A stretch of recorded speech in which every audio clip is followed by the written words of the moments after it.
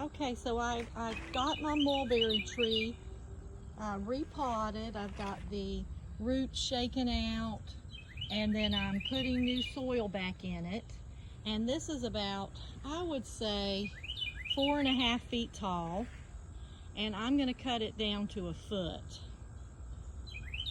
And I am just going to, I just wanted to show everyone how fast mulberries rebound, and they love to be cut.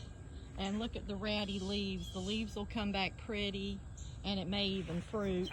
But I'm not putting this variety in the ground because I don't know what it is. So it's some of the cuttings that I've gotten from old trees in Florida. So I don't put them in the ground until I taste the fruit. But I wanted to show you too how I cut the mulberries, because I like a short fat tree with an open center.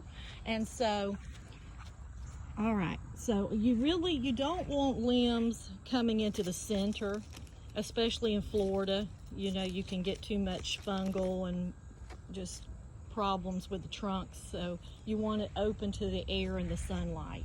And then also, because we get the hurricanes, if you leave the center open, the wind just can't get a hold of it like it can when there's just long limbs everywhere. Okay, so let me see, get my clippers here. I'm going to, you see this leaf right there? If I were to leave that, the limb's going to grow into the middle. But this one over here is growing to the outside. So anywhere you want a limb to grow, you cut. Well, let's see, for instance. Do you see this little notch right there that a leaf's going to come out of?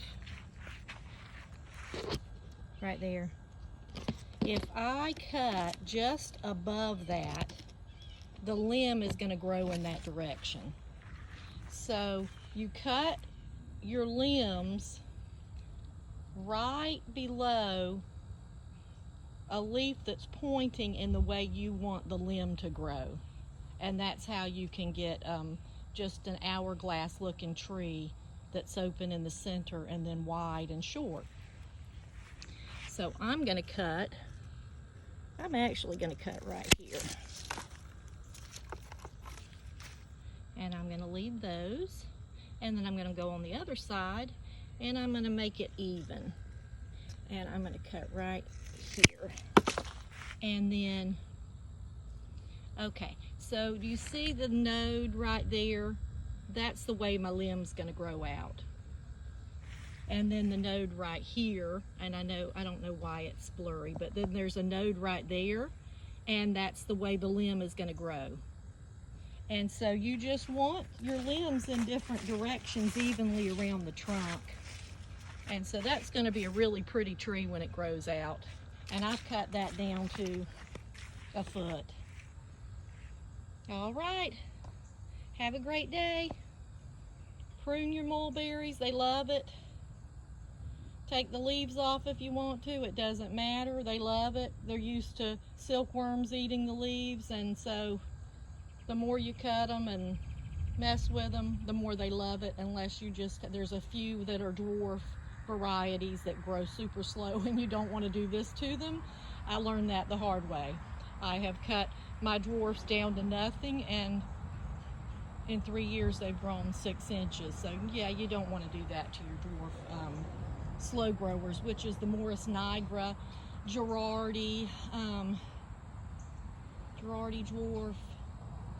That's all that I can think of at the moment that just really are super slow growers.